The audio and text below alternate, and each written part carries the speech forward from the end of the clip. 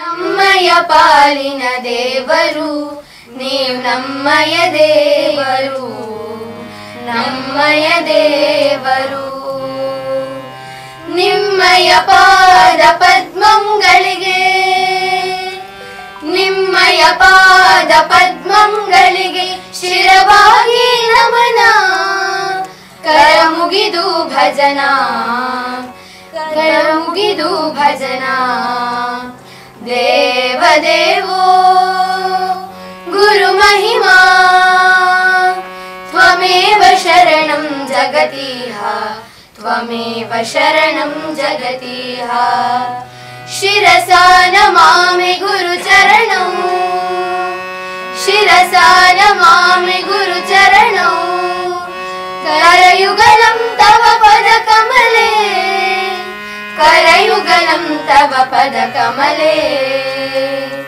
देवदेवो गुरु महिमा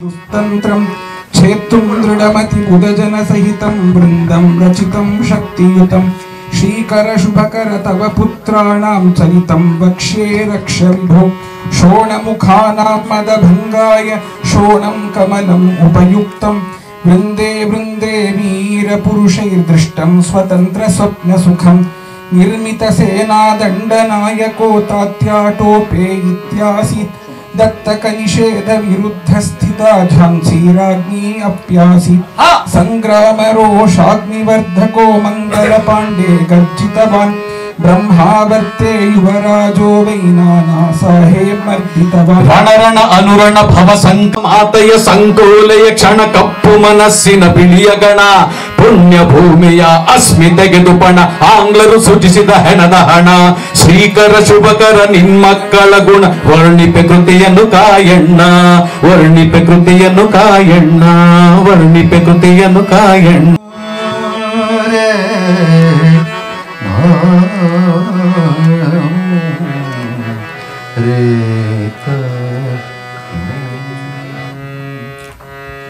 पद्मगंधी सुगंधी पद्मे हे पद्मे पद्मगंधी पद्मगंधी पद्मगंधी पद्मगंधी सरे साधा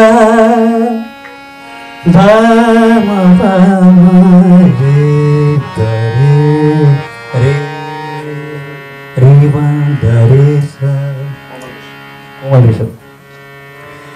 सबरतंत्र साधकं विमलं अमलं रक्तकमलं द्वेष विनिर्मुक्तम् अंतरार्थयुक्तं स्वातंत्र साधक मंत्रं कमलं रक्तकमलं समरतंत्र साधकं कमलं रक्तकमलं निरंतरं तपः कुर्वती आस्ते भविष्यति तया प्रेरितोऽहम् अत्र अहं स्वाभिमानः समायातः यथार्थतया रसास्वादः करणीयः इति भाग्यवशात् एतादृश चित्रस्य विषये यत्र मम ज्ञानम् अत्यन्तं प्राथमिकं तथापि लोकार्पणार्थं मह्यम् एतादृश सन्दर्भः प्राप्तः इति अहं धन्यं मन्ये। तावदेव जानामि अहं पद्मस्य विषये हिमारविन्द परिमलन्यायः इति शास्त्रे प्रसिद्धिरस्ति। स्वयं कमलं मनोहरम् उपनिषत्सु वेदे हृदय कमलस्य विषये चित्रणमस्ति। हृदय कमल मध्ये इत्यादि रूपेण काव्येषु चित्रणमस्ति। अर्थात् भगवतः आवासस्थानं हृदयं। हृदयतः निस्सरन्ति शतञ्च एका च हृदयस्य नाड्यः तासां मूर्धानम् अभिनिसृतैका तया ऊर्ध्वमायन् अमृतत्वमेति विश्वङ्गन्या उत्क्रमणे भवन्ति इति उपनिषद्वाक्यं। चित्रमिदं तादृश आनन्दमय जगतः निर्माणे पोषकं भवेत्। दर्शं दर्शं श्रावं श्रावं जनाः आनन्दतुन्दिलाः भवन्तु। कारणं तु अस्माकं परममित्रवराः गणेशमहाभागाः निर्देशकत्वेन विद्यमानाः अस्माकं मित्रवराः प्रसादमहाभागाः समेषां प्रयत्नवशात् संस्कृतभाषायां विशेषेण कन्नडभाषायां भवेदेव सा अस्माकं मातृभाषा एतादृशं चित्रं निर्मितं। यथार्थतया अरविन्दमेव सुन्दरं तत्र परिमलस्य आविष्कारो भवति आवाहनं भवति कियत् स्यात् सौन्दर्यम् अरविन्दस्य कमलस्य तथा हेमारविन्द परिमलन्यायेन इति शास्त्रे यदुच्यते तद्वत् सर्वे रसिकाः आनन्दतुन्दिलाः भवन्तु। समस्तजगद्व्याप्य अस्य चित्रस्य प्रसारो भवतु इति सन्दर्भेऽस्मिन् अहं भवतां सर्वेषां हृदयकमले विद्यमानम् आशयमेव भवतां समेषां भवतीनां च हृदयकमले विद्यमानं भावं प्रकटयन् समाजाय समर्पणं कर्तुं स्वाभिमानोऽस्मि आनन्दितोऽस्मि। ओम स्वस्ति। ಈ ನನ್ನ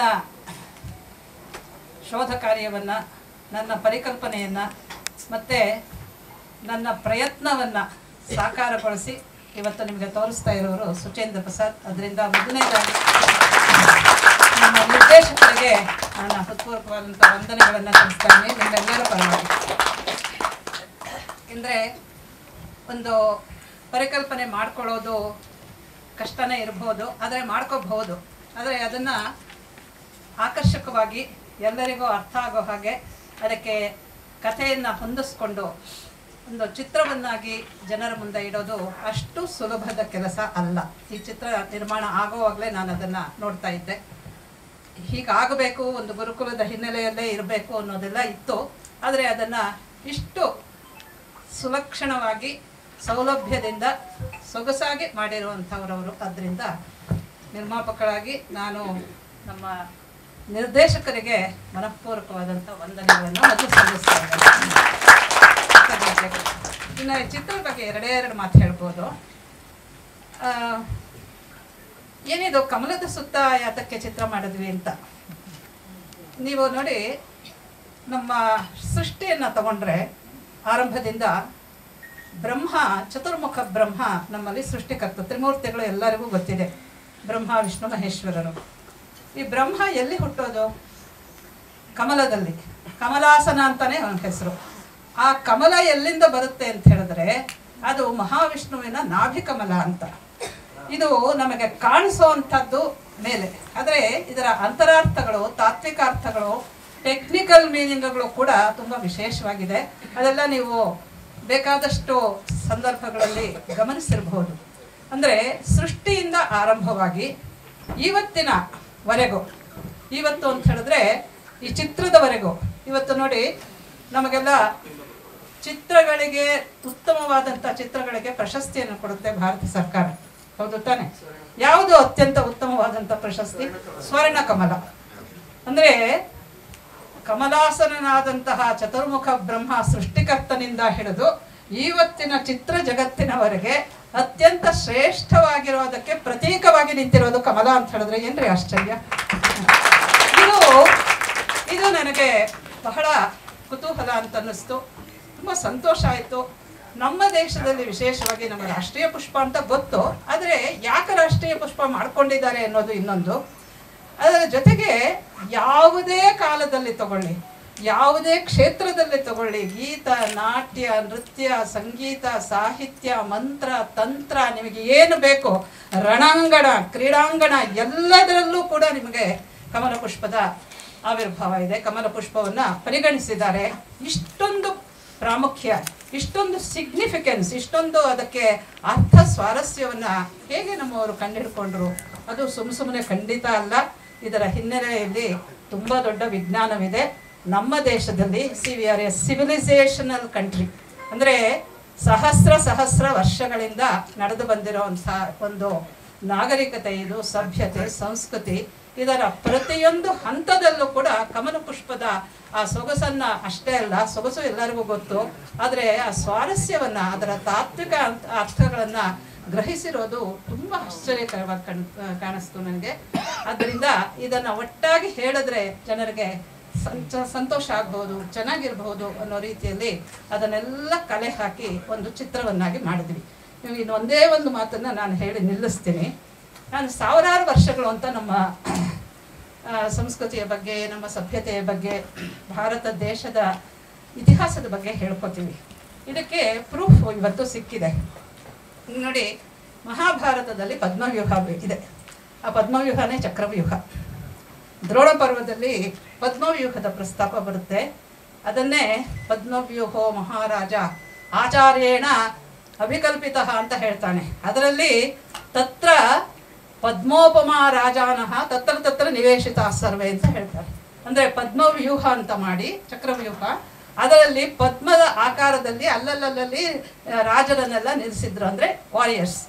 ಅಂಥದ್ರಲ್ಲಿ ಸಿಕ್ಕಾಕೊಂಡು ಹೊರಗೆ ಬರೋಕ್ಕಾಗದೇ ಇರೋ ಹಾಗೆ ಅಭಿಮನ್ಯು ವಧೆ ಆಗ್ತಾನೆ. ಅದೆಲ್ಲ ನಮ್ಗೆ ಗೊತ್ತೇ ಇದೆ. ಈಗ ಯಾಕೆ ಇದನ್ನು ಪ್ರಸ್ತಾಪ ಮಾಡ್ತಿದ್ದೀನಿ ಅಂತ ಹೇಳಿದ್ರೆ, ಮಹಾಭಾರತದ ಕಾಲ ಯಾವುದು? ಇತ್ತೀಚೆಗೆ ನೀಲೇಶ್ವರಕ್ಕೆ ಇತ್ತೀಚೆಗೇನೆಲ್ಲ 10-15 ವರ್ಷ ಆಯಿತು ಈ ಮಹಾಭಾರತ ಮತ್ತು ರಾಮಾಯಣನ. ಪ್ಲೀಸ್ ಬೇರ್ ವಿತ್ ಮೀ, ಯಾಕೆಂದರೆ ಇದು ಬಹಳ ಮುಖ್ಯವಾಗಿರುವಂಥ ವಿಚಾರ ಅಂತ ಹೇಳ್ತಾ ಇದ್ದೀನಿ. ನಾವು ಪುರಾಣ ಅಂತ ಹೇಳೋದಿಲ್ಲ. ನೋಡಿ, ಪಾಶ್ಚಾತ್ಯರು ನಮ್ಮನ್ನು ಅಧ್ಯಯನ ಮಾಡಿದಂಥವರು, ನಾವು ಅದೃಷ್ಟವೋ ಏನೋ ಒಟ್ಟಿನಲ್ಲಿ ಸಾವಿರಾರು ವರ್ಷಗಳ ಕಾಲ ಗುಲಾಮರಾಗಿದ್ವಿ. ಅದರಿಂದ ನಮ್ಮ ಕಥೆಯನ್ನು ಅವ್ರು ಹೇಳಿದ್ದಾರೆ. ಆ ಕಥೆಯನ್ನೇ ನಾವು ಇದುವರೆಗೂ ನಂಬ್ಕೊಂಡು ಬಂದಿದ್ದೀವಿ. ಆದರೆ ಇವತ್ತಿನ ದಿವಸ ನಮ್ಮವರು ನಮ್ಮ ಕಥೆಯನ್ನು ಹೇಳೋದಕ್ಕೆ ಆರಂಭ ಮಾಡಿದ್ದಾರೆ. ಮತ್ತು ಅದರ ಬಗ್ಗೆ ಸಾಕಷ್ಟು ಸಂಶೋಧನೆಯನ್ನು ಮಾಡಿದ್ದಾರೆ. ನೀಲೇಶ್ ವೋಕ್ ಅನ್ನೋರು ಮಹಾಭಾರತದ ಕಾಲವನ್ನು ಸುಸ್ಪಷ್ಟವಾಗಿ ಸಕಲ ಆಧಾರಗಳನ್ನು ಒದಗಿಸಿ ನಿರ್ಣಯ ಮಾಡಿದ್ದಾರೆ. ಅದು ಯಾವುದು ಅಂತ ಹೇಳಿದ್ರೆ, ಕುರುಕ್ಷೇತ್ರ ಯುದ್ಧ ನಡೆದಿದ್ದು 5561 BC-ನಲ್ಲಿ. ಇವತ್ತಿಗೆ ಎಷ್ಟಾಯಿತು? 7586 ವರ್ಷ ಆಗುತ್ತೆ. ಅರ್ಥ ಆಯ್ತಾ? ಇದರಲ್ಲಿ ಪದ್ಮವ್ಯೂಹ ಬಂದಿದೆ ಅಂತ ಹೇಳಿದ್ರೆ 7000 ಹಿಂದಿನ ವರ್ಷದ. ಇದಕ್ಕೆ ನೀವು ಇದೆಲ್ಲ ನೋಡ್ಬೋದು. ಪ್ರಾಚ್ಯಮ್ ಅನ್ನೋದ್ರಲ್ಲಿ ಅದರ ಸಿನಿಮಾ ಇದೆ, ನನ್ನ ನೋಡ್ಬೋದು. ಏನೇನು ಆಧಾರಗಳನ್ನು ಒದಗಿಸ್ಕೊಂಡಿದ್ದಾರೆ ಅವರು ಅಂತ ಹೇಳಿದ್ರೆ, ಈ ವೆದರ್. ಈಗ ನೋಡಿ, ಮಹಾಭಾರತದಲ್ಲಿ ನಮಗೆಲ್ಲರಿಗೂ ಗೊತ್ತಿದೆ, ಕೃಷ್ಣ ನಿರ್ಯಾಣ ಆಗುತ್ತೆ. ಕೃಷ್ಣ ದ್ವಾರಕೆ ಸಮುದ್ರದಲ್ಲಿ ಮುಳುಗೋಗುತ್ತೆ ಅಲ್ವಾ? ಅದನ್ನು ನೋಡಿ, ನಾವು ಕರ್ನಾಟಕದವರು ಬಹಳ ಹೆಮ್ಮೆಯಿಂದ ಹೇಳ್ಕೋಬೇಕು. ಡಾಕ್ಟರ್ SR ರಾವ್ ಅವರು, ಮರೀನ್ ಆರ್ಕಿಯಾಲಜಿ, ಸಾಮುದ್ರಿಕ ಉತ್ಖನನ ಶಾಸ್ತ್ರದ ಒಂದು ಮೇರು ಆಗಿದ್ದಂಥವರು. ಇಲ್ಲೇ JP ನಗರದಲ್ಲಿ ಮನೆ ಅವರದ್ದು. ನಮ್ಮ ಡಾಕ್ಟರ್ SR ರಾವ್ ಅವರು ಆರಂಭಿಸಿದ್ರು 80ರ ದಶಕದಲ್ಲಿ. ಚೆನ್ನಾಗಿ ನೆನಪು ಇಟ್ಕೊಳ್ಳಿ. ಯಾಕೆ ಅಂತ ಹೇಳಿದ್ರೆ, ನಮಗೆಲ್ಲರಿಗೂ ಕೂಡ ಮಹಾಭಾರತ ಕಟ್ಟು ಕಥೆ ಅಲ್ಲ, ಕಲ್ಪಿತ ಕಥೆ ಅಲ್ಲ, ಬರೀ ಕಥೆ ಅಲ್ಲ ಅಂತ ಸ್ಪಷ್ಟ ಆಗಿತ್ತು. ಯಾಕೆ ಅಂತ ಹೇಳಿದ್ರೆ, ನಮ್ಮ ಸಂಪ್ರದಾಯದಲ್ಲಿ ಪುರಾಣವನ್ನು, ರಾಮಾಯಣ ಮಹಾಭಾರತವನ್ನು ಬೇರೆ ಬೇರೆ ಹೇಳಿದ್ದಾರೆ. ಇತಿಹಾಸ ಪುರಾಣಾಭ್ಯಾಂ ವೇದಾರ್ಥಂ ಸಮುಪಬ್ರಹ್ಮಯೇತ್ ಅನ್ನೋ ಒಂದು ಮಾತಿದೆ. ಇತಿಹಾಸ ಅಂತ ಹೇಳಿದ್ರೆ ರಾಮಾಯಣ ಮಹಾಭಾರತಕ್ಕೆ ಹೆಸರು. ಆದ್ದರಿಂದ ಅದನ್ನು ತಪ್ಪಿಸ್ಬಿಟ್ಟು ಅದರಲ್ಲಿ ಬೇರೆ ಬೇರೆ ಏನೋ ಕಲ್ಪಿತವಾದಂಥ ವಿಚಾರಗಳಿದೆ ಅಂತ ಹೇಳ್ಬಿಟ್ಟು ಅದನ್ನೇ ಪೂರ್ಣ ಕಲ್ಪಿತ ಅಂತ ಮಾಡಿಬಿಟ್ಟಿದ್ರು. ಅದರಿಂದ it's not so. Ramayana Mahabharata ಎರಡೂ ಕೂಡ ಇತಿಹಾಸ. ಅಂದರೆ ಶ್ರೀಕೃಷ್ಣ ಇದ್ದ, ಕೃಷ್ಣನ ಆಯುಸ್ಸು ಎಷ್ಟು ಅನ್ನೋದನ್ನು ಇವತ್ತು ನೀಲೇಶ್ ವೋಕ್ ಹೇಳ್ತಾರೆ. 100 ವರ್ಷಗಳ ಹಿಂದೆನೆ ಆಚಾರ್ಯ ಮಧ್ವರು ತಮ್ಮ ಮಹಾಭಾರತ ತಾತ್ಪರ್ಯ ನಿರ್ಣಯದಲ್ಲಿ ಶ್ರೀಕೃಷ್ಣ ಭಗವಂತನ ಮನುಷ್ಯಾಯುಷ್ಯ 120 ವರ್ಷ ಅನ್ನೋದನ್ನು ಸ್ಪಷ್ಟಪಡಿಸಿದ್ದಾರೆ. ಈ ಒಂದು ಆಧಾರ ಕೂಡ ಅದು ಸಮರ್ಥನೆ ಆಗುತ್ತೆ ಅಂತ ನೀಲೇಶ್ ವೋಕ್ ಹೇಳ್ತಾರೆ. ತುಂಬ ಅದ್ಭುತವಾಗಿರುವಂಥದ್ದು. ಹೀಗೆ ಇದಕ್ಕಿಂತ ಹಳೆಯದು ಋಗ್ವೇದ. ಇದಕ್ಕಿಂತ ಹಳೆಯದು ಅಂದರೆ ಇನ್ನೂ 2000-3000 ವರ್ಷ ಹೋಗುತ್ತೆ. ಅಂದರೆ 10,000 ವರ್ಷ ಆಗೋಗುತ್ತಲ್ರಿ. ಆವತ್ತಿಂದ ಇವತ್ತಿನವರೆಗೆ ಈಗ ತಾನು ಕೇಳಿದ್ರೆ ಶ್ರೀ ಸೂಕ್ತವನ್ನ, ಪದ್ಮೇ ಸ್ಥಿತಾಂ ಪದ್ಮವರ್ಣಾಂ ಪದ್ಮ, ಎಲ್ಲ ಪದ್ಮವೇ. ಏನು, ವಾಟ್ ಈಸ್ ದಿಸ್ ಸಿಗ್ನಿಫಿಕೆನ್ಸ್? ಇಷ್ಟು ಡಾಮಿನೆಂಟ್ ಉಪಸ್ಥಿತಿ, ಪ್ರೆಸೆನ್ಸ್ ಆಫ್ ಲೋಟಸ್ ಯಾಕೆ ಅನ್ನೋದು ನನಗೆ ಬಹಳ ಬಹಳ ಕಾಡಿದಂಥದ್ದು. ಅದನ್ನೇ ಹಿಡ್ಕೊಂಡು ಜಾಲಾಡಿದ್ರೆ ಅದೆಷ್ಟು ಮಾಹಿತಿ ಸಿಗುತ್ತೆ ಅಂತ ಹೇಳಿದ್ರೆ ಎಲ್ಲದರಲ್ಲೂ ತಂತ್ರಮಂತ್ರಗಳಲ್ಲೆಲ್ಲ ಕೂಡ ತತ್ವಶಾಸ್ತ್ರವನ್ನು ಬೋಧಿಸೋದಕ್ಕೂ ಕಮಲವೇ. ಪದ್ಮಪತ್ರಮೇವಂಬಸ, ದಿ ಥಿಯರಿ ಆಫ್ ಡಿಟ್ಯಾಚ್ಮೆಂಟ್, ನಮ್ಮ ಕರ್ಮ ಥಿಯರಿ ಏನು ಹೇಳುತ್ತೆ ನಮ್ಮ ಅವರು, ಅದನ್ನು ಕೂಡ ಪದ್ಮದಲ್ಲಿ ಅಷ್ಟು ಸುಲಭವಾಗಿ ಹೇಳ್ತಾರೆ. ಅನ್ನುವಂಥದ್ದು ಎಲ್ಲದರಲ್ಲೂ ಇದೆ, ಸುಂದರವಾಗಿದೆ, ಇದಾಗಿದೆ, ಪವಿತ್ರವಾಗಿದೆ, ಅರ್ಥಪೂರ್ಣವಾಗಿದೆ, ಸ್ವಾರಸ್ಯಗಳಿಂದ ಕೂಡಿದೆ, ಪ್ರಾಚೀನತೆ ಇದೆ, ಅರ್ವಾಚೀನದಲ್ಲೂ ಕೂಡ ಅದರ ಪ್ರಸಕ್ತಿ ಇದೆ. ಆದ್ದರಿಂದ ಈ ಪುಷ್ಪದ ಬಗ್ಗೆ ಸಿನಿಮಾ ಮಾಡಲೇಬೇಕು ಅಂತ ಹೇಳಿ ನಾವಿಬ್ಬರು ಕೈ ಹಾಕಿ ಅದಕ್ಕೆ ಇವತ್ತು ಸಿನಿಮಾ ಆಗಿ ನಮ್ಮ ಕಣ್ಣು ಮುಂದೆ ನಿಂತಿರೋದು ನನಗಂತೂ ಬಹಳ ಬಹಳ ಸಂತೋಷಕರವಾದಂತಹ ಪ್ರಸಂಗ. ನಿಮಗೂ ಕೂಡ ಹಾಗೆ ಅಂತ ಅಂದ್ಕೊಂಡಿದ್ದೀನಿ. ಅದರ ತುಣುಕುಗಳನ್ನು ತಾವೆಲ್ಲರೂ ವೀಕ್ಷಿಸಿದ್ದೀರಿ, ಹೇಗಿದೆ ಅಂತ ನೀವು ಹೇಳ್ಬೋದು. ಆಮೇಲೆ ಒಟ್ಟಿನಲ್ಲಿ 3 ಭಾಷೆಗಳಲ್ಲಿ ಮಾಡಿದ್ದೀವಿ ನಾವು. ಯಾಕೆಂತ ಹೇಳಿದ್ರೆ ನೋಡಿ, ಇನ್ನೊಂದು ವಿಚಾರನೂ ಇಲ್ಲಿ ಪ್ರಸ್ತಾಪ ಮಾಡಬೇಕು. ಇದು ಸಂಸ್ಕೃತವನ್ನು ಪ್ರಮೋಟ್ ಮಾಡೋದು. ನಾನು ಸಂಸ್ಕೃತ ಪ್ರೊಫೆಸರ್ ಅಂತ ಹೇಳ್ಬಿಟ್ಟು ಅದೆಲ್ಲ ಅರ್ಥ. ಇದು ಭಾರತೀಯ ವಿಷಯ, ಭಾರತೀಯ ಸಭ್ಯತೆಯ ಮೂಲ, ಅದರ ಸಾರ ಇದು ಕಮಲ ಪುಷ್ಪ. ಅದನ್ನು ಕುರಿತು ನಾವು ಚಿತ್ರ ಮಾಡಿರೋದು. It is not to promote Sanskrit of course is there, ಸಂಸ್ಕೃತದಲ್ಲೇ ಅದೆಲ್ಲ ಇರೋದ್ರಿಂದ ತಾನಾಗಿ ಬರುತ್ತೆ. ಅದರಿಂದ ಅದರ ಪ್ರಧಾನವಾದಂತಹ ಸ್ವಾರಸ್ಯ ಏನಪ್ಪ ಅಂದರೆ ಕಮಲ ಪುಷ್ಪದ್ದು. ಇದನ್ನೇ ಯಾಕೆ ಮಾಡಿದ್ವಿ ಅಂತ ಹೇಳಿದ್ರೆ ನೋಡಿ, ಪ್ರಪಂಚದಲ್ಲಿ ಒಂದು ಪುಸ್ತಕನೂ ನಾವು ತೋರಿಸ್ತೀವಿ. There are 7 flowers which have influenced civilizations, different civilizations. ಅದರಲ್ಲಿ ಈಜಿಪ್ಟು ಒಂದು, ಅದರಲ್ಲೂ ಕೂಡ ಕಮಲದ ಉಪಸ್ಥಿತಿ. ಆದರೆ ಈ ರೀತಿಯಾಗಿ ಎಲ್ಲೂ ಇಲ್ಲ. ಮತ್ತು ಕಮಲ ಒಂದು ಸಭ್ಯತೆಯನ್ನು, ಒಂದು ಸಂಸ್ಕೃತಿಯನ್ನು ನಿರಂತರವಾಗಿ ಅದನ್ನು ಗಮನಿಸಬೇಕು. 1000 ಋಗ್ವೇದ ಕಾಲದಿಂದ ಇವತ್ತಿನವರೆಗೂ ಸಹಸ್ರ ವರ್ಷಗಳವರೆಗೆ ಅದು ತನ್ನ ಒಂದು ಸ್ವಾರಸ್ಯವನ್ನು ಉಳಿಸ್ಕೊಂಡಿದೆ, ಪ್ರಾಮುಖ್ಯತೆಯನ್ನು ಉಳಿಸ್ಕೊಂಡಿದೆ ಅಂತ ಹೇಳಿದ್ರೆ ಇದು ಸಾಮಾನ್ಯ ವಿಷಯ ಅಲ್ಲ.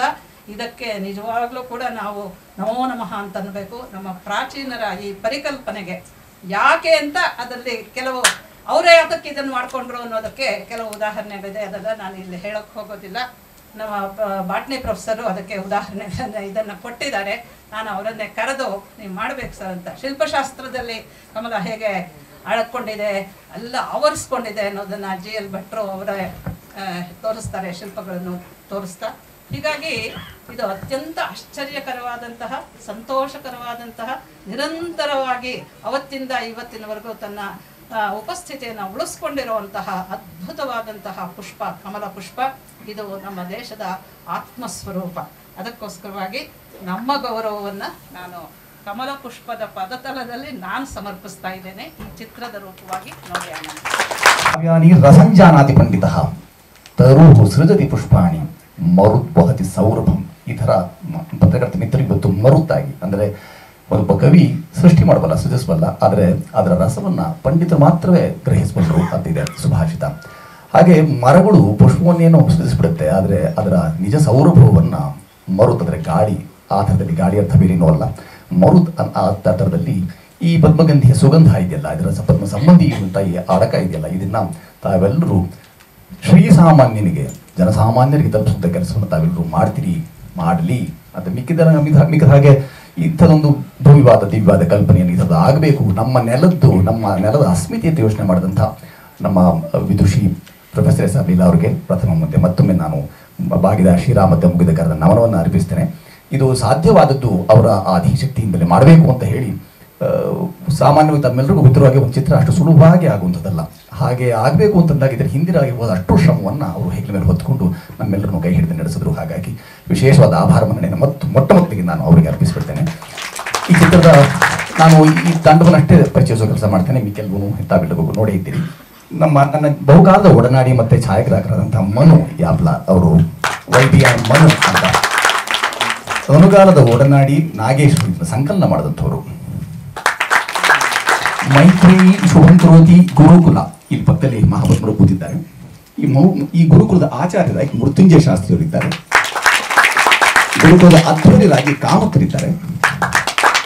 ಈ ಚಿತ್ರದಲ್ಲಿ ನಟಿಸೋದಷ್ಟೇ ಅಲ್ಲದೆ ಸ್ವರ ಸಂಯೋಜನೆ, ಹಿನ್ನೆಲೆ ಸಂಗೀತ ಇತ್ಯಾದಿಗಳನ್ನು ಬಹುಕಾಲದ ಆರು ಪರಮಶಿವನ್ ಅಂತ ಬಹಳ ದೊಡ್ಡ ವಿದ್ವಾಂಸರು, ಅವರ ಸುಪುತ್ರೋ ಕುಲದೀಪಕ ಅನ್ನೋಗೆ ದೀಪಕರು ಡಾಕ್ಟರ್ ರಂಗ ಸಂಗೀತದಷ್ಟೇ ಅಲ್ಲದೆ ಉಭಯ ಗಾನಗಾರುಡಿಗ ಸಂಗೀತದ ಮೇರು ಅಂಥ ಪರಮಶಿವನ್ನವರ ಅದೇ ಎತ್ತರದ ನಮ್ಮ ಡಾಕ್ಟರ್ ದೀಪಕ್ ಪರಮಶಿವನ್ನು IIT ಪ್ರೊಫೆಸರ್ ಸಹ ಕೆನಡಾ ನಿವಾಸಿ ಆದರೂ ಸಹ ಈ ಸಿನಿಮಾಕ್ಕಾಗಿ ಇಂಥದಕ್ಕಾಗಿ ಅಂತ ಯಾವಾಗಲೂ ಜೊತೆಗೂಡಿನಲ್ಲಿ ಕೆಲಸ ಮಾಡ್ತಾರೆ. ಅಂಥವ್ರಿಗೆ ನಾನು ಧನ್ಯವಾದ ಅರ್ಪಿಸ್ತೇನೆ. ಶ್ರಾವ್ಯವಾದಂತಹ ಸ್ವರವನ್ನು ನೀವು ಗಮನಿಸಿದ್ದೀರಿ, ಕೇಳಿದ್ದೀರಿ. ಅದು ಸ್ವರ ಸಾಧನೆ ಮಾಡಿಕೊಟ್ಟಂಥವರು ಶಂಕರ ಶಾನುಭಾಗರು ಮಹಾಮತಿಯ,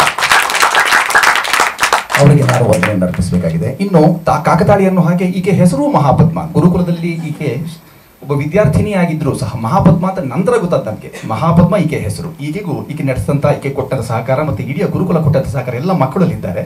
ಆಕೆ ಜೊತೆಗಾರರೆಲ್ಲರೂ ಅಲ್ಲಿದ್ದಾರೆ. ಎಲ್ಲರಿಗೂ ಅವಕಾಶ ಆಗಿಲ್ಲ ಅಂತ ತಿಳಿದಿದ್ದಾರೆ. ಆ ಎಲ್ಲರಿಗೂ ನಾನು ಆಭಾರ ಮತ್ತು ಮನ್ನಣೆ ವ್ಯಕ್ತಪಡಿಸ್ತೇನೆ. ಗುರುಮಾತೆಯಾಗಿ ಉಡುಪಿಯ ಪರಿಪೂರ್ಣ ಚಂದ್ರಶೇಖರರು, ಇವರು ಈಗ ಬಹುಭಾಷಾ ತಾರಿಯಾಗಿ ಗಣಿಸ್ತಾ ಇದ್ದಾರೆ. ಇವರು ಸಹ ಈ ಪ್ರಮುಖ ಪಾತ್ರವನ್ನು ಈ ಪದ್ಮನಿಧಿಯಲ್ಲಿ ಮಾಡಿದ್ದಾರೆ. ಮತ್ತು ಮುರಳೀಧರರು ಪ್ರೊಫೆಸರ್ ಅವರು ಶೇಷಾದ್ರಿಪುರಂ ಕಾಲೇಜಿನಲ್ಲಿ ಸಂಸ್ಕೃತ ಬೋಧಕರು. ಆದರೆ ಗಾಯನದ ಕ್ಷೇತ್ರದಲ್ಲಿ ನಮ್ಮ ಈ ಲಾವಣಿ ನೀವೇನು ಕೇಳಿದ್ದೀರಿ ಅದರ ಸಂಸ್ಕೃತ ಆವೃತ್ತಿಯನ್ನು ಹಾಡಿದಂಥವ್ರು. ಇದಿಷ್ಟು ಸಂಕ್ಷೇಪ ಪರಿಚಯ. ಕೆಲವು ಸಮಯ ಕಡಿಮೆ ಇರೋದ್ರಿಂದ ಒಬ್ಬ ಮಾತುಗಳನ್ನು ಆಡ್ಬೋದು ಸಾಧ್ಯತೆ ಅಂತ ನಾವು ಆರಂಭ ಮಾಡೋಣ. ಏನಾದ್ರು ಹೇಳೋದಿದ್ರೆ ದಯಮಾಡಿ ಹೇಳಿ. ನಮ್ಮ ಸುಜೇಂದ್ರ ಪ್ರಸಾದ್ ಅವರಿದ್ದಾರೆ, ಹಾಗೆ ಎಲ್ಲ ಅನುಮೋದಕರು ಪ್ರೇರಕರು ಎಲ್ಲ ಇಲ್ಲಿದ್ದೀರಿ. ಅವ್ರು ಹೇಳಿದ ಹಾಗೆ ಗುರುಕುಲದ ಒಂದು ಹಿನ್ನೆಲೆಯಲ್ಲಿ ಒಂದು ಚಿತ್ರವನ್ನು ಮಾಡಬೇಕು ಅಂತ ಅವರು ಮನಸ್ಸಿಗೆ ತೆಗೆದುಕೊಂಡಾಗ ಗುರುಕುಲಗಳು ಬೇಕಲ್ಲ. ಆ ಗುರುಕುಲದ ಒದಗಿ ಬಂದಿರತಕ್ಕಂಥದ್ದು ಹೇಗೆ ಅಂತಂದ್ರೆ, ನಮ್ಮ ಶುಭಂ ಕರೋತಿ ಮೈತ್ರೇಯಿ ಗುರುಕುಲ ಬಹಳ ಯಾವುದೇ ಸೆಟ್ ಆಗದೇನೆ ಶುಭಂ ಕರೋತಿ ಗುರುಕುಲದಲ್ಲೇ ಸುಚಿತ್ರವಾಗಿ ನಿರ್ಮಾಣ ಆಗಿದೆ. ಹಾಗೆ ಬಹಳ ಖುಷಿಯಾಗಿರ್ತಕ್ಕಂಥ ವಿಷಯ. ಹಾಗೆ ನಮ್ಮೆಲ್ಲ ಛಾತ್ರರು ಕೂಡ ಯಾರು ನಟರಲ್ಲ ಅಲ್ಲಿ, ಹಾಗೆ ನಾವೆಲ್ಲರೂ ಕೂಡ ಸಾಮಾನ್ಯವಾಗಿ ಹೂವಿನೊಂದಿಗೆ ನಾರು ಕೂಡ ಸ್ವರ್ಗ ಸೇರ್ತು ಅನ್ನೋ ಹಾಗೆ ಒಂದು ಕೃತಿಯಲ್ಲಿ ನಾವೆಲ್ಲರೂ ಕೂಡ ಭಾಗಿದಾರಿಗಳಾಗಿದ್ದೇವೆ ಹೇಳ್ತಕ್ಕಂಥದ್ದು ನಮ್ಮೆಲ್ಲ ಬಹಳ ಖುಷಿಯ ವಿಚಾರ. ಹಾಗಾಗಿ ಮತ್ತೊಮ್ಮೆ ಎಲ್ಲರಿಗೂ ಕೂಡ ಆಭಾರಿಗಳಾಗಿರ್ತಾರೆ. ಧನ್ಯವಾದ. ಕರ್ಕೊಂಡು ಹೋದರು. 7000 ವರ್ಷದ ಹಿಂದಿಂದಲೇ ಈ ಪದ್ಮಗಂಧೆಯ ಬಗ್ಗೆ ಉಲ್ಲೇಖ ಇದೆ ಅಂದ್ಬಿಟ್ಟು, ಇಂತಹ ಒಂದು ಉಲ್ಲೇಖ ಇರುವಂತಹ ಒಂದು ವಿಷಯ, ಅದರ ಒಂದು ಚಲನಚಿತ್ರ ನಮ್ಮ ಗುರುಕುಲದಲ್ಲಿ ಆಗಿದ್ದು ಬಹಳ ಸಂತೋಷದ ಸಂಗತಿ. ಈ ಚಲನಚಿತ್ರ ಒಂದು ವಿಶೇಷವಾಗಿ ಎಲ್ಲ ಕಡೆ ಹರಡಿ ಅದಕ್ಕೊಂದು ಒಳ್ಳೆ ಹೆಸರು ಬರಲಿ ಅಂತ ನಾನು ಆಶಿಸ್ತಾ ನಮ್ಮ ಹೇಗೆ ಒಂದು ಗಣಪತಿ ಹಬ್ಬ ಅಂತ ಆದರೆ ಒಬ್ಬರು ತೋರಣ ತರ್ತಾರೆ, ಇನ್ನೊಬ್ಬರು ಇದು ತರ್ತಾರೆ, ಒಂದು ಬಾಳೆಕಂದು ತರ್ತಾರೆ, ಎಲ್ಲ ಕಟ್ಟಿ ಅದನ್ನೆಲ್ಲ ಸೃಜಿಸಿ ತುಂಬ ಚೆನ್ನಾಗಿ ಎಲ್ಲ ಸೇರಿ ಹಬ್ಬ ಹೇಗೆ ಮಾಡ್ತೀವಿ ಹಾಗೆ. ಯಾಕೆಂದರೆ ನಮ್ಮ ತಂದೆಯವರ ತುಂಬ ಹಿಂದೆ 15 ವರ್ಷ ಇರ್ಬೋದು, ನಾನು PhD ಮಾಡ್ತಿದ್ದೆ ಟಾಟಾ ಇನ್ಸ್ಟಿಟ್ಯೂಟ್. ಅವಾಗ ಅವ್ರ ಕಚೇರಿನ ಪ್ರೊಫೆಸರ್ ಲೀಲಾ ಅವ್ರ ಮನೆಯಲ್ಲಿ ನಡೆಸಿದ್ರು. ಒಂದು ಗಣೇಶ್ ಅವರೆಲ್ಲ ಬಂದಿದ್ರು. ನಾನು ಅವಾಗ ಅವರನ್ನು ನೋಡಿದ್ದೆ. ಅವರು ಎಷ್ಟು ವಿದ್ವತ್ ಇದೆಯೋ ಆ ವಿದ್ವತ್ ಜೊತೆಗೆ ಅಷ್ಟೇ ಕಡ್ಡಿ ತುಂಡ ಹಾಕಿ ಮಾತಾಡಿದ್ರು. ಅವತ್ತು ಯಾವಾಗಲೂ ಅದನ್ನು ನೆನೆಸ್ಕೊತೀನಿ. ಅವ್ರು ಹಿಂದೆ ಮುಂದೆ ಮಾತಾಡೋರಲ್ಲ, ಸತ್ಯ ಏನಿದೆ ಅದನ್ನು ಹಾಗೆ ಹೇಳ್ಬಿಡೋರು. ಅವಾಗಿದ್ದು ಒಂದು ಅಡ್ಮಿರೇಷನು ಭಯ ಎರಡೂ ಅವ್ರ ಮೇಲೆ ನನಗೆ. ಅದಾದಮೇಲೆ ಸುಚೇಂದ್ರ ಪ್ರಸಾದ್ ಅವರಂತೂ ನಮ್ಮ ತಂದೆಗೆ ತಮ್ಮ ಇದ್ದ ಹಾಗೆ ಅಂತ ಅದನ್ನು ಹೇಳಬೇಕು. ಕೋವಿಡಲ್ಲಿದ್ದಾಗ ಅಷ್ಟದ್ದು ತುಂಬ ದೊಡ್ಡ ಆರ್ಟಿಸ್ಟು ಎಲ್ಲ ಒಬ್ಬ ಕಲಾವಿದರು ಫೋನ್ ಮಾಡ್ತಿರ್ಲಿಲ್ಲ. ಅವರು ಮಾತ್ರ ಅವಾಗ ಕೇಳಿ ಪರ್ಮಂಡ್ ಅವರೇ ನಿಮ್ಗೆ ಏನಾದರೂ ಬೇಕಾ ಅಂತ ವಿಚಾರಿಸ್ತಿದ್ದಂಥವ್ರು. ಹಾಗಾಗಿ ನಮ್ಮನೆ ಕೆಲಸ ಅಂತ ನಾನು ಮಾಡಿದೆ. ನಮಸ್ಕಾರ. ಎತ್ತರವನ್ನು ಮತ್ತೊಂದು ಎತ್ತರಕ್ಕೆ ಕೊಂಡೊಯ್ದಂತಹ ಶಾನುಭಾಗರು ಮಾತಾಡ್ತಾರೆ. ಎಲ್ರಿಗೂ ನಮಸ್ಕಾರ.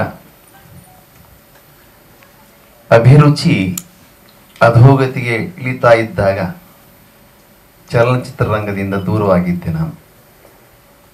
ಹಾಡ್ಲಿಕ್ಕೆ ಅವಕಾಶ ಕೊಟ್ಟರು ಸಹಿತ ಸಾಹಿತ್ಯ ಸರಿ ಇಲ್ಲ ಅಂತೇಳಿ ಸ್ಟುಡಿಯೋಗೆ ಹೋಗಿ ವಾಪಸ್ ಬಂದಂಥವನು. 15-20 ವರ್ಷ ದೂರ ಇದ್ದವನನ್ನ ಪದ್ಮಗಂಧಿ ಮತ್ತೆ ಸೆಳೀತು. ಒಂದು ಬೆಳಗ್ಗೆ ಅವರ ಕರೆ ಬಂತು, ಹಾಡಬೇಕು ತಾವು ಅಂದಾಗ ನಾನು ಹೇಳಿದೆ, ಸದಭಿರುಚಿಯ ಯಾವ ಗಾಯನಾದರೂ ನಾನು ಮಾಡ್ತೇನೆ, ಯಾವುದೇ ಅಪೇಕ್ಷೆ ಇಲ್ಲದೆ ಮಾಡ್ತೇನೆ ಅಂತ ಹೇಳಿ.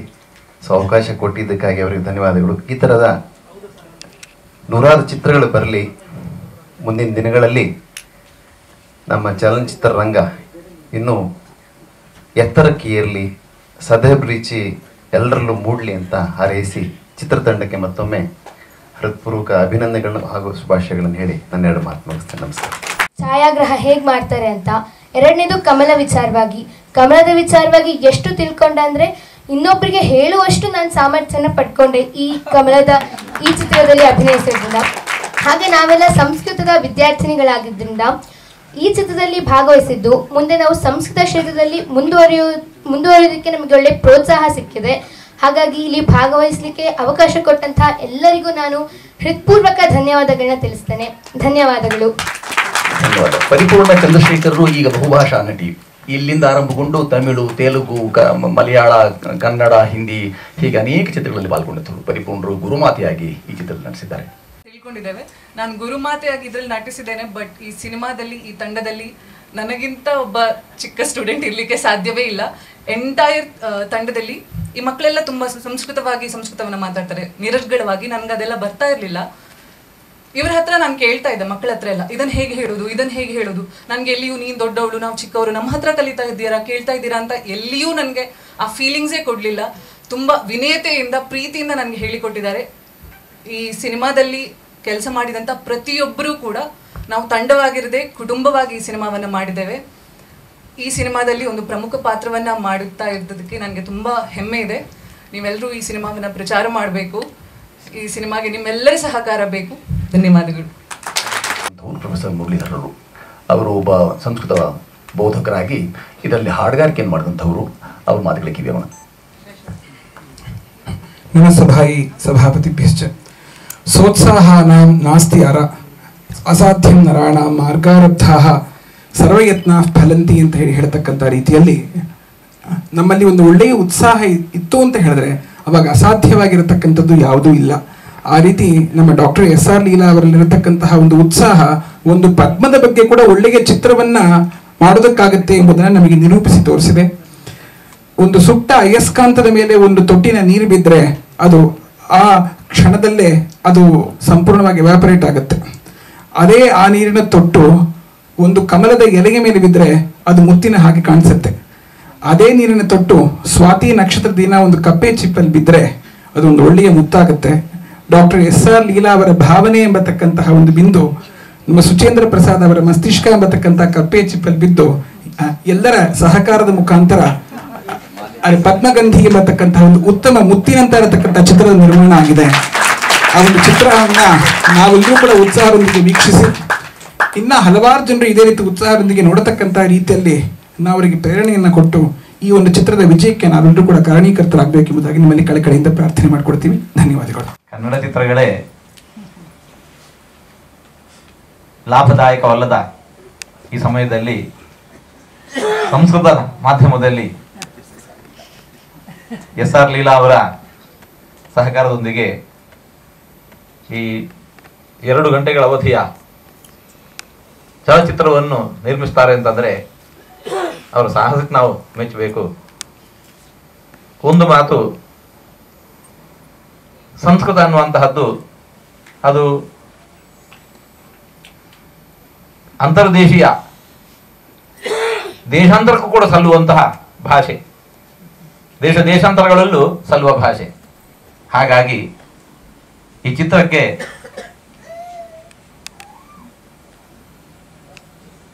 ಅದು ವಿಸ್ತೃತವಾಗಿರತಕ್ಕಂತಹ ನೋಡುಗರು ಕೇಳುಗರು ಇದ್ದಾರೆ ಎಂದು ನಾವು ಭಾವಿಸ್ತೇವೆ. ಹಾಗೆ ಅದು ಬೆಳೆದು ಈ ಚಲಚಿತ್ರದ ಮೂಲಕವೂ ಕೂಡ ಸಂಸ್ಕೃತವೂ ಕೂಡ ನಮ್ಮ ಪ್ರಸಾರ ಆಗಲಿ, ಸಂಸ್ಕೃತ ಭಾರತೀಯ ಅನುಗ್ರಹದ ಶ್ರೀರಕ್ಷೆ ಇದರ ಹಿಂದೆ ಇರುವವರಿಗೆ ಕೂಡ ನಿರಂತರ ಇರಲಿ.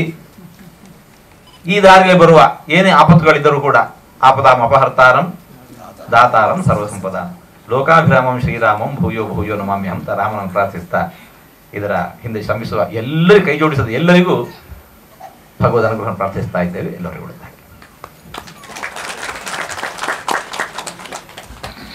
ನಿರ್ಮಾತರು ತಿರ್ಗಾ ಹೇಳಿದ್ರೆ ನಿರ್ಮಾಪಕರು ಅಂತ ಮತ್ತೆ ನಿರ್ಮಾಪಕರು ಹೇಳಿದ್ರು ಬೈತಾರವರು.